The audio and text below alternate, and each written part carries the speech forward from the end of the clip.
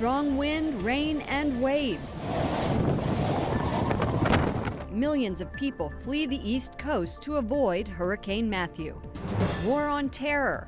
Why the push to get ISIS out of Iraq is causing more concern for Christians in the Middle East. And the Pope announces a young theme for a worldwide gathering of bishops on EWTN News Nightly for Thursday, October 6, 2016.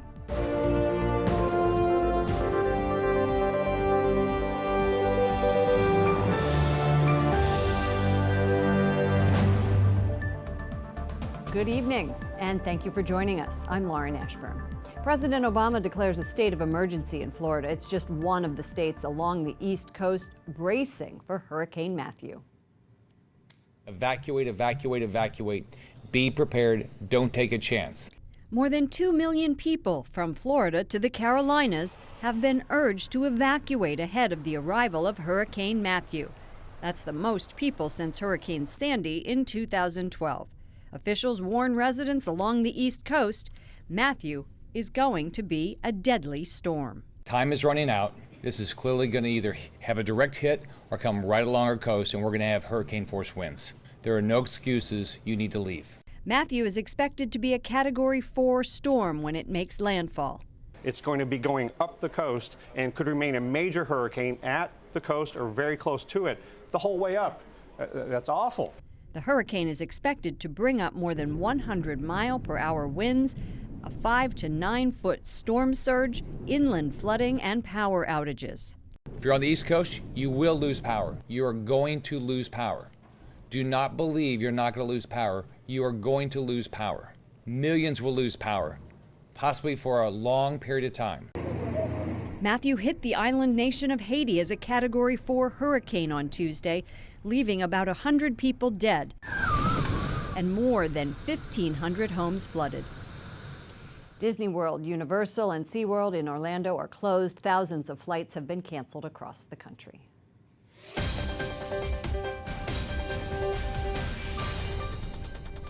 We bring you an EWTN News Nightly exclusive tonight. CatholicVote.org tells us it has received a letter from Donald Trump promising to protect religious freedom if he is elected president and vowing to sign legislation if it crosses his desk.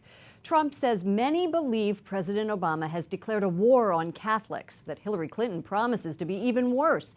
But he says he'll protect the rights of Catholics to live their faith and to act on their beliefs without fear. Brian Birch, president of CatholicVote.org, joins us now. Brian, welcome to the program. Thank you. Good to be with you. You've received some very specific commitments from Donald Trump in this letter. Tell us what they are and why they're important. Very specifically, we received a signed letter from Mr. Trump himself in the last several days. The letter makes an explicit commitment to sign the First Amendment Defense Act and the Conscience Protection Act, two very specific pieces of legislation protecting religious liberty that many groups like my own have been asking for several years. He also says that our current president has not respected America's First Amendment rights. Many believe that he has declared a war on Catholics. Do you believe that to be true? Well, whether you call it a war or an attack or an assault or simply a climate of hostility, I think it's unmistakable that this president and his administration, from the provisions of Obamacare to his advocacy in the courts on marriage, on life, his continued funding of Planned Parenthood, it is very clear to us that this administration is no friend of the Catholic Church. As president, Donald Trump says, I promise I will protect the rights of Catholics to live their faith. This is the second, possibly the third letter that Donald Trump has written to Catholic organizations. Do you think that he is pandering to Catholics? Well, I think all politicians at some level make commitments during a campaign to try to win over voters. And I would ask voters to think about the question this way. Is Hillary Clinton making these types of promises to Catholic voters? Or is Hillary Clinton making these types of pledges, writing them down, signing them personally? I don't think so. And I think it's pretty obvious whether he intends to follow through on them or whether he's capable of following through on them, that he takes the issues and concerns of Catholics very seriously. And it seems to me, by writing all of these letters, by making these commitments, that he is dedicated to the causes not only of religious freedom, but also of pro-life. I think that's very true. He's written other letters on life, as you know. I would summarize it this way. Politics, at the end of the day, is personnel. And the Trump campaign has surrounded itself with pro-life Catholic people that whether Donald Trump intends or will follow through on all of his pledges, the types of people around him certainly inspire a lot of confidence, particularly on this issue of religious liberty. Brian Birch, president of CatholicVote.org, thank you so much for joining us. Thank you.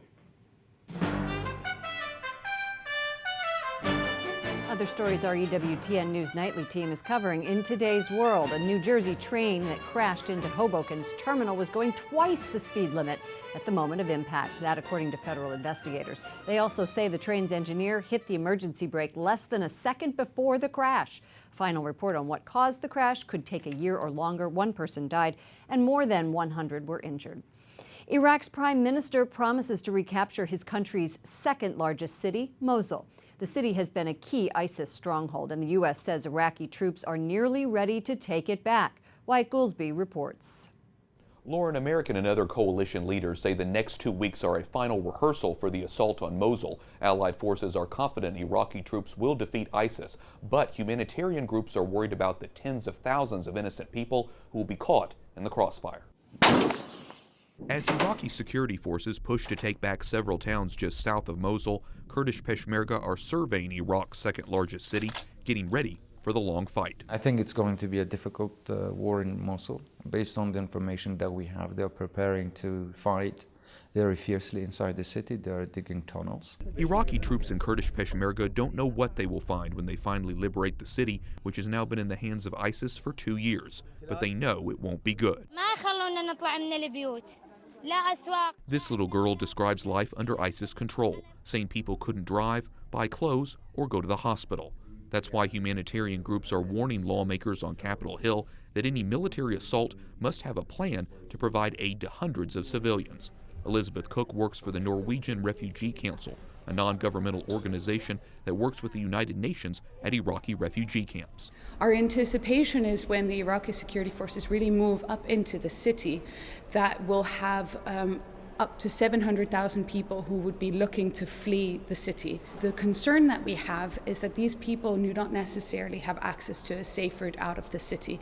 It still remains to be seen how people safely get out of the city. Sahar Muhammad Ali with the nonprofit advocacy Center for Civilians in Conflict agrees. She and others call on the U.S. government not to think about the battle as just a military one.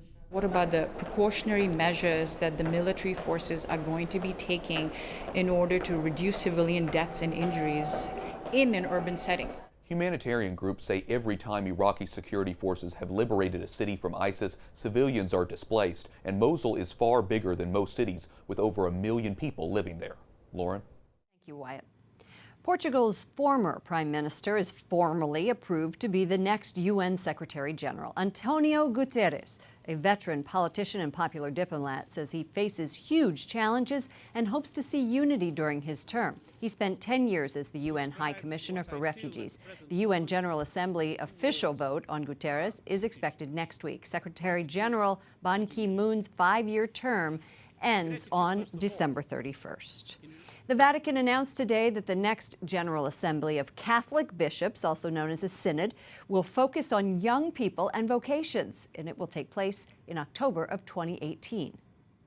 Our Rome producer, Mary Shevlin, joins us from Rome with more. Mary, why did the Holy Father choose this topic? Well, according to the press release that the Holy See Press Office put out when the theme was announced, we know that this theme, young people, was something at the heart of discussions during the last 2 synods, which we will recall was on family life. So the majority of the synod fathers agreed that this should be the next topic that they tackled together.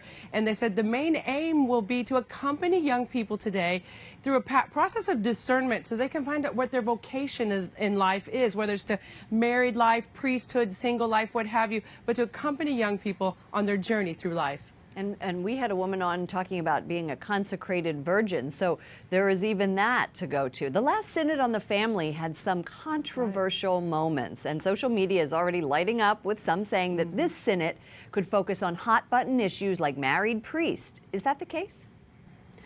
Well, some of those voices, you're right, Lauren, were cropping up immediately after the Synod topic was announced. And the director of the Holy See press office, Greg Burke, immediately shot all of those rumors down. He said this is about accompanying young people, their formation. It's about passing on the faith. It is not about priestly celibacy. So let those rumors stop right here. Can you remind us what exactly is a synod and why does the Pope hold them? Well, synod, the word from the Greek, this is something that Pope Francis also points out. He says it means walking together. It comes from the Greek to walk together. And so Paul VI set up this ecclesial body, the Synod of Bishops, after Vatican II in 1965. And the main purpose is just to bring bishops from all over the world. It's a consultative body. It's not a parliament, though. We have to remember all the bishops are here, but their job is to give input to the successor of St. Peter, Pope Francis, who has the final say on a lot of these issues. And so it's a consultative body, but it's not, the House or the Senate, so to speak. Thank you so much, Mary Shevlin, reporting from Rome. Thank you. Coming up, show of support. I just had a feeling he would come down on the right side of all the issues. Why Jerry Falwell Jr. was one of the first to endorse Donald Trump. And spreading the good news. Catholics practice street evangelization.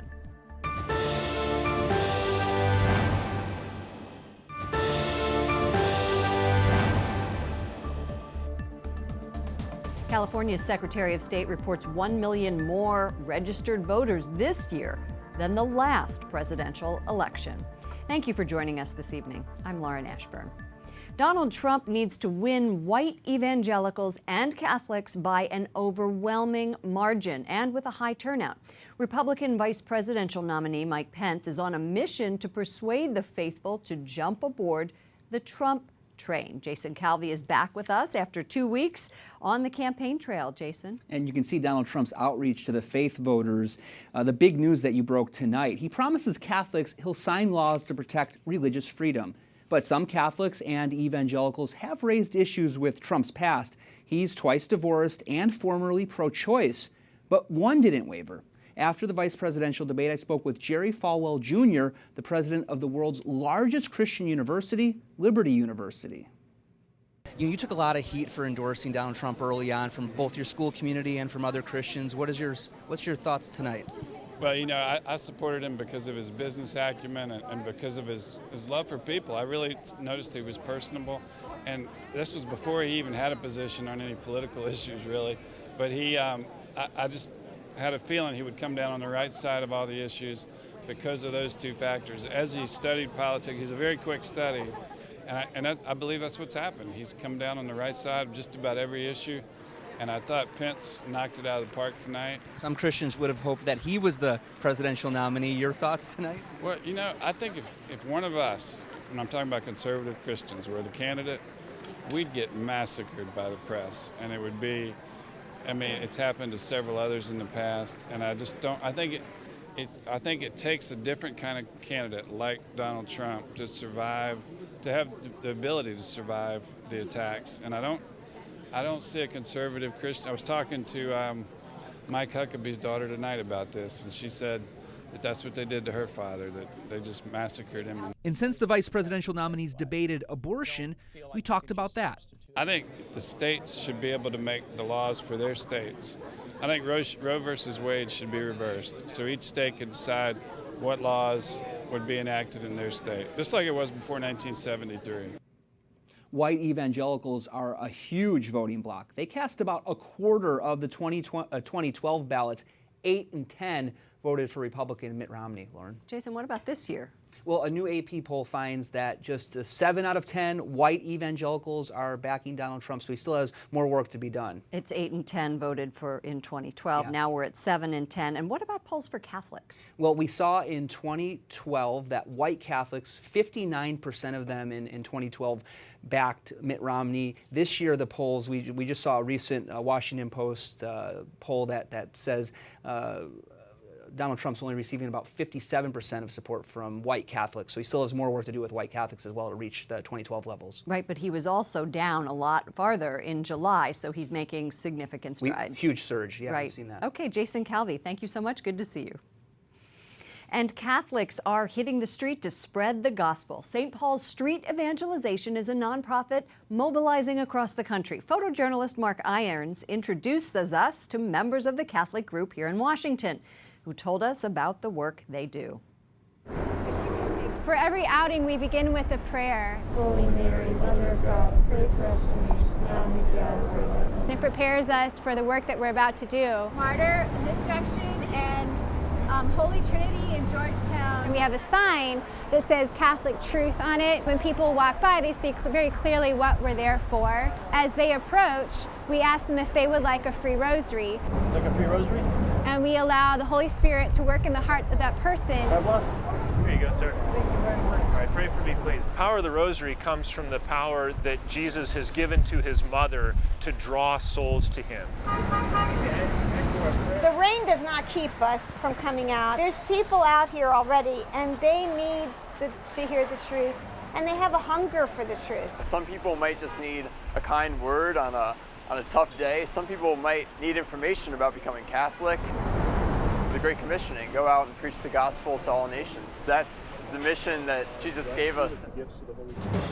Up next, the author of How I Stayed Catholic at Harvard.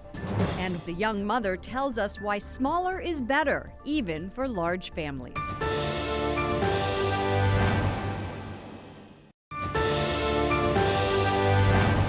Thank you for joining us this evening. I'm Lauren Ashburn. College students face challenges both in and out of the classroom, and we are talking to one woman who maintained a faithful life while under peer pressure in secular environments. Aurora Griffin wrote the book, How I Stayed Catholic at Harvard, 40 Tips for Faithful College Students, and she joins us right now. Aurora Griffin, welcome to the program. Thank you for having me. You offer very practical suggestions in this book, but the first thing I want to know is, why did you decide to write it? I have no better answer than the Holy Spirit on that one. The idea came to me on Easter 2015, so if that's any indication. It just came to you that you had to write this book. Well, you say things in here, this is how you did it and how other people might do it, which is joining a Catholic sorority, attending Mass, keeping a cross on your desk, but you also challenge people to step up and to step out of their comfort zone. What did you mean by that, and why is that important? Well, I think that while we are responsible to cultivate our own lives of faith through prayer and through having, getting access to the sacraments, we're also called to bring other people into that joy. And that's just such an essential part of our evangelistic mission. So you think that that helps make you a stronger Catholic? I don't think you can have one without the other. That was Christ's last word to us, go and make disciples of all nations. So. You know, you also went to Sunday Mass, and you talked about this wonderful story about how you would go to Sunday Mass in the afternoon and then go to brunch and hang out, and you made it something that wasn't an obligation. And the other thing that you say is that you have to say as a college student, I will go to Mass. I might not, and not just that I will try to go to Mass. That's right. At least that once a week Sunday obligation, if you're not getting there, you're having a problem. Right. And there's advice to parents maybe? As the parents, I have a junior in high school who will be going off in 2 years, and I know I loved reading this book because it gave me some ideas of the things I might tell him. Right. That's just such a fantastic question. My best advice to parents is to be a saint yourself. You know, your sanctity is going to Okay, I can't live up to that. Come on, I can't live up to being a saint. Lots of tools available, lots of ideas of how to start in my book. Okay, what are they? So I divided into 4 main categories. It's covering all your bases. It's growing in your faith in every way. It's intellectually through academics, community and your friends, prayer life, obviously, and then just living it out. Just taking the opportunities to travel, to volunteer, and engage in the rich tradition that our faith offers us. You did a wonderful job in this book, talking about fighting the enemy, just be Catholic, see Catholic guest lecturers. You talked about Focus. Tell me about Focus on campuses. They're wonderful. Focus is Fellowship of Catholic University Students. They send college-age or just out of college-age missionaries back to campuses to befriend and to invite people to the sacraments and to prayer. And you also mentioned that this doesn't just happen at secular universities, but it can also happen to folks who are attending Catholic universities. You can get complacent in your college years. That's absolutely right. I hope this book gives suggestions for all of us, but an especial encouragement to those who end up in a secular environment. And you were a Rhodes Scholar also, and you talked about how you used your faith in the board process. Yes, that's right. I wouldn't have won the scholarship if I wasn't open about my Catholic faith. Why so? Because the interviewers were very direct with me about asking me about it, and had I hidden who I was, I would have hidden the best parts of me. And I think that is one of the most important lessons that we can teach our children. Aurora Griffin, thank you so much. Good luck with the book, How I Stayed Catholic at Harvard. Thank you. You're welcome. A mother of 3 young children living in New York City says her tiny apartment is good for her family and breeds creativity. She writes in the Washington Post, "I look around at our contemporaries basking in the glory of their first homes. When a friend FaceTimed me from her walk-in shoe closet, I imagined how many toddler beds I could fit in there." Joining us now is the author of that article, that's Sheva Neufeld, a contributing writer for the Washington Post. Thank you so much for joining us. Most families use the birth of a new child as a reason to escape the city for the suburbs. I know I did. Why did you decide to give up the sprawling backyard and multiple bedrooms, all the closet space? Well, first of all, thank you for having me here today, Lauren. When I started working full-time in the city, it was really a no-brainer for my husband and me. We both grew up in families that were very family-focused. Our mothers were extremely present. And so when the question became living in a suburb with more space but less time with my children versus living in a tiny space with more time with them, we knew what was right for us. You lived in Israel for, I think, almost a decade. And did your time there influence your decision to place a greater priority on time with your family? Well, I would say 2 things. I would say, one, Israeli values are largely a reflection of Jewish values. And in Judaism, we place family at the center.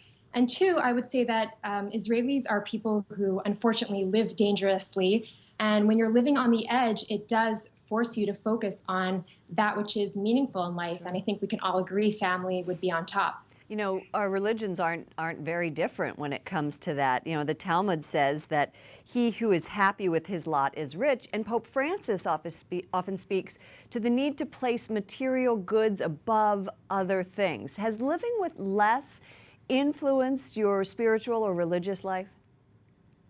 Yes, actually there's a great story about a prominent rabbi who was known as the Chafetz Chaim, and the story goes that a wealthy man came to his home and was surprised to see that there was no furniture.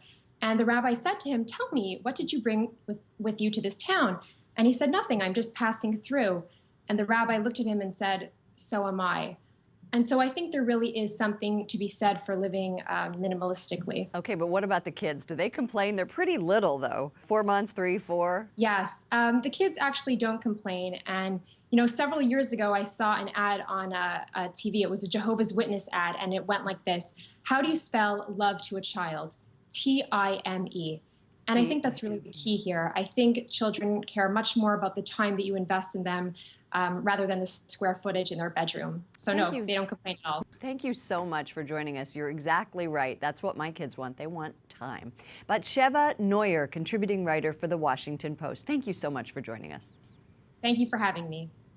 And that does it for us this evening. For the EWTN News Nightly team, I'm Lauren Ashburn. We're going to leave you tonight with a rare glimpse inside the restoration labs at the Vatican Museums. That's where masterpieces are being conserved for future generations. Good night, and God bless you.